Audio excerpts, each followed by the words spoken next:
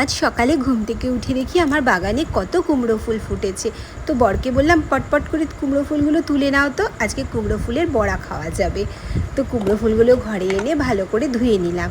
ধুয়ে এবার ব্যাটার তৈরি করছি। দেখুন, বেসন দিলাম, বেসনের মধ্যে দিলাম চাল গুঁড়ো, সুজি, আর দিলাম এক চুটকি খাবার সোডা।